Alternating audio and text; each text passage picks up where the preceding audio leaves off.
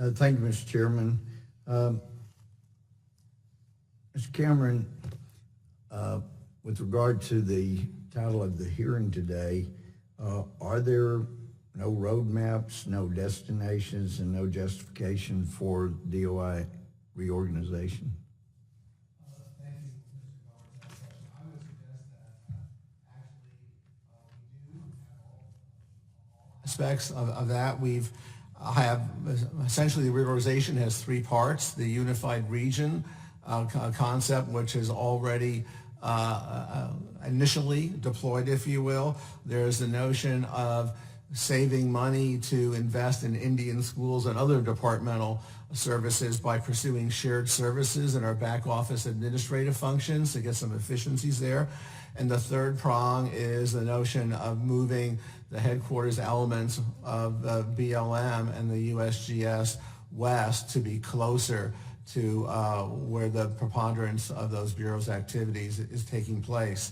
And I'd add that there's a precedent for their Bureau of Reclamation is largely headquartered in Denver right now. And I appreciate that, and I think it will be tremendously helpful when Chairman Frazier doesn't have to chase things to Washington. He can go much more locally to have his input considered.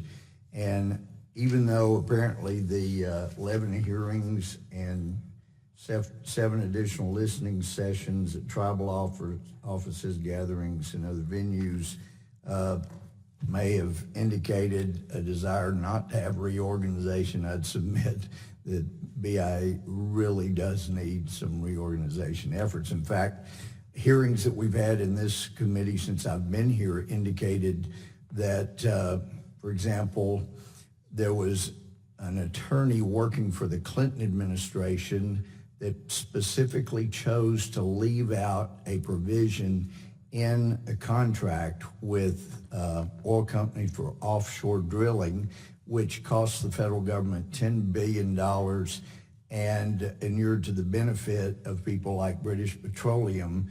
And that attorney that left out that provision then went to work for British Petroleum. We tried to subpoena that attorney, and we're told, well, she doesn't work for the government, so we can't facilitate that.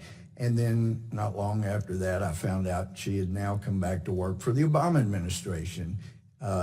We also know, apparently, Mr. Brumwich went to work for DOI a couple of months after the Deepwater Horizon blowout.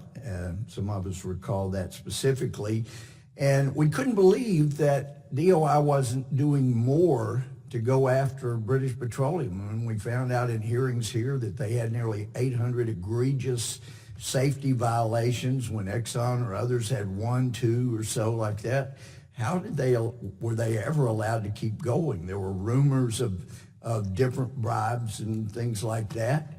And we were assured by the Obama BLM director and others that the organization at that point was addressing all those issues. And in fact, they were very careful to make sure inspectors of offshore drilling that was under DOI, that they sent 2 people out at a time to make sure that no bribes were going on, because one would surely report the other if that occurred.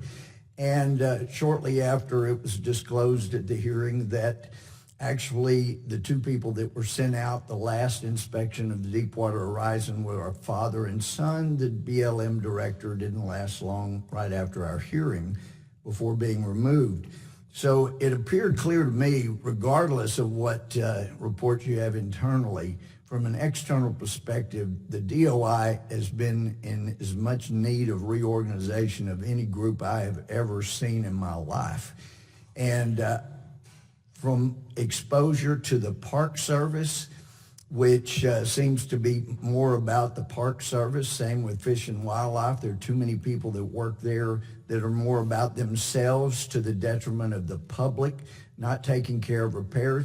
We heard mention of shrinking budgets, yet we know the Land and Water Conservation Fund keeps growing and it keeps being used to acquire property rather than keeping up with what we have.